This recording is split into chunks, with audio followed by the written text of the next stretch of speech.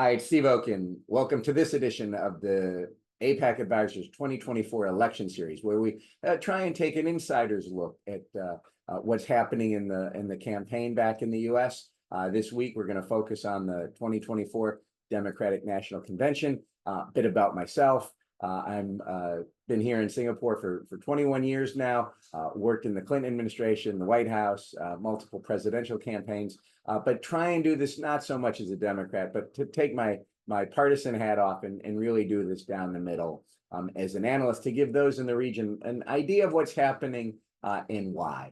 Now, before we dive into the election, where we stand, we always need to understand that in the U.S., we don't have one presidential election. We have 51 different elections leading up to Election Day, and that's the 50 states in the District of Columbia. And the goal of this election is not to win the most votes. The goal of this election is to win a majority of the Electoral College. And where we are today, if we look back at our last two elections, we have to understand that we are an extraordinarily divided country. It's a very close country, almost 50-50. When it comes to an electoral college perspective. So Donald Trump, when he won in 2016, if you just switch 80,000 votes across 3 states, then Secretary Clinton would have been president. Likewise, going into 2020, when we had the election of Joe Biden, if you'd have just flipped 43,000 votes there, Donald Trump would have won a second term. So the election is this close. There are very few contested states out there. You know, when Mike and I worked on that 92 campaign, there were about 25 states, 23 states, where it could have gone for President Bush or his challenger, then Governor Clinton.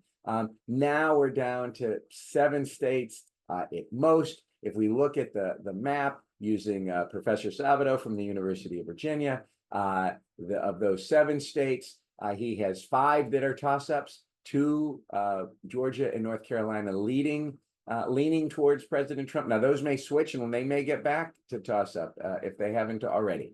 But that's how close we are. So this election should be razor thin. And it should favor the challenger because, look, Americans are unhappy. Americans are historically unhappy. Americans have literally never been this unhappy with the direction of the country. And that should favor the challenger over the incumbent or the incumbent's party. And we've seen how much Americans want change. This slide is from my friend Bruce Melman. If you look at the elections in the 60s and the 70s, there were only 3 change elections, meaning Americans were satisfied where they were. If a Democrat was in the House, they kept him in the House. If a Republican were controlling the Senate, they kept him in the Senate. The White House didn't flip, but every 8 years. So there were very few change elections in the 60s and the 70s. And you move into the 80s and the 90s, only 4 change elections in that period. Since the turn of this century, literally every election is a change election. And so we expect to have a change election in this one, which would mean the Democrats would lose the Senate and the White House, and or the Republicans would lose the House. And so what we don't know in this election and what the change really happened from when President Biden decided to drop out and Vice President Harris becomes the nominee is that we don't know who the change candidate is. And that's what this election is about. Is the change candidate Vice President Harris, even though it's the Biden-Harris administration? Or is the change candidate Donald Trump running as an outsider, running as an insurgent, even though he's the former president? And what we are certainly going to watch with all of these twists and turns to come in the election, the next one on tap is what happens in Chicago. Chicago will be like the convention in 1996, a unified party coming in behind, President Clinton and Vice President Gore, or is Chicago going to be more like it was in 1968, which was a disaster, which, of course, no one wants to see that level of violence and damage. But as there were the protests across the Vietnam War during 1968, there is the potential for certainly some level of protest when it comes to Israel and Gaza and what is happening there. And to find out all about that, We're going to bring on Mike McCurry. Mike, former White House press secretary, former DNC spokesperson, and is going to give us really a masterclass on politics and communications and what to watch. Boy, I tell you what memories all that brings back of conventions and politics and the stuff that we're going to be going through. But my main observation would be we're here at mid-August, and it is a long time to November, and we cannot predict the things that are going to happen. I always say the only predictable thing in presidential politics is something unpredictable is going to happen. And we've already seen that. We've had an extraordinary month in which, major changes have happened.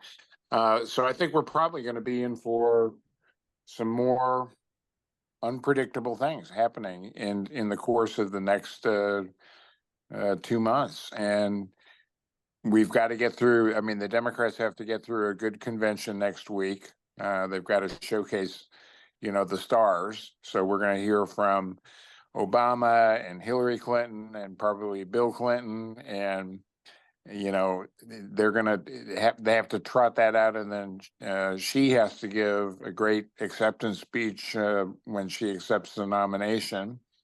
And they're going to showcase, obviously, the vice presidential nominee. But all of that will add up to maybe 2 or 3 percentage points bump in the polls. And then we could go back to, kind of a very static, very close race. On the other hand, I mean, to challenge that conventional wisdom, it's possible that people will just give up on Donald Trump because he keeps doing crazy stuff. And that could end up being, we might end up with a much different electoral landscape when we get to, the real election in November.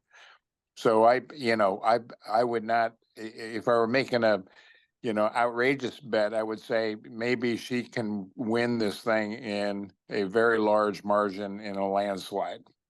I mean, the safer bet is it's a very razor thin, close election. And we end up, just as you pointed out, that we've had these very, very closely contested elections. But, maybe there's a counter-conventional wisdom argument here that this is not going to be all that close at the end of the day if people just decide Trump is not someone that they can trust and not someone that they can back. And, there's, I think, some evidence that could happen, and we won't know. And I'm not sure I trust polling all that much, because I'm not sure that pollsters are able to really identify and find valid samples that really give them an accurate measure of what's going on for real in the body politic. So it's going to be a very, very unusual and unconventional national election. So, Mike, the question would be: is all that you've said, and you say there's a potential huge upside for Harris now. Directionally, everything is going her way. Trump is staying off message from what his campaign wants him to talk about. So what should the Democrats be doing? What should the vice president be doing going into this? Should she be doing more interviews? Should she not be doing interviews? How do you control the message going into the convention and then at the convention? Well, I mean, she still is not very well known among many voters. So they're still at that point where they have to introduce her and tell her story and really develop the narrative around her. As a former press secretary at the White House, I'm always in favor of doing more press conferences and more encounters with the press. And the reason for that is, when you have to face the press, you have to come up with better answers. And you can't just go and put the regular bullshit out there. You've got to, you got to have real answers and real solutions and a real agenda. And I think, having to go in front of the press and doing interviews would be to her benefit, because it would sharpen her up as someone who can articulate a policy agenda, which is, what she really needs right now. I think they're still kind of in the murky place of trying to develop what are we going to really run on? What's our agenda going to be? What is our economic plan? She's going to give a big speech here in the U.S. Tomorrow, Friday, our time. And that will probably begin to put a little more specifics out on the skeleton of what she's had out there so far. But that, at the end of the day, when you're running for president, you got to make it about something, because if you get elected, you want to be able to govern and say, here's what I ran on and here's what is the agenda that we're going to pursue. Because if you don't do that, then you just we have a blank slate when you get elected, and that doesn't help any newly elected president. You've got to have some things that you actually plan to do and an agenda that you want to pursue. And you have a very short time when you get elected as president. You get basically 100 days to really try to move your agenda forward and get things going. So I think they're trying to think that through right now, and they quite haven't gotten there yet. But I suspect you're going to see a much more specific, tailored economic agenda come forward, and you're going to see a little more specifics out of her as she goes into the convention and begins to, really campaign for real.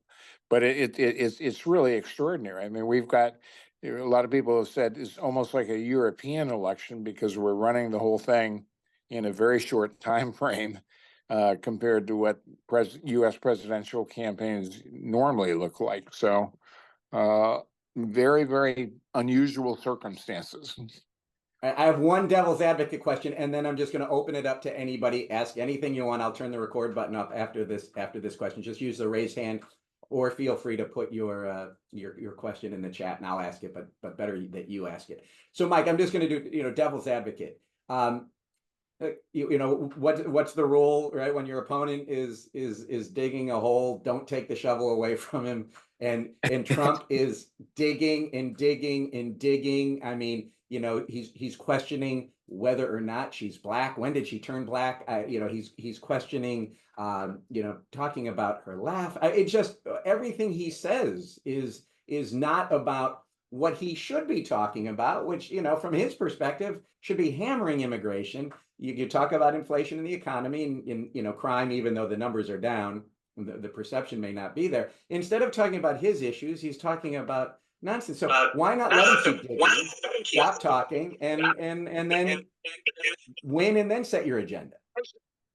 Well, he had this press conference today where once again he kind of went totally off script and off message, and I gotta believe the people around him or his advisors were just kind of exasperated, because he cannot resist the temptation to go off into these tangents that are, vindictive, and go back to his hurt feelings about 2020 and all the stuff that he kind of regurgitates when he speaks.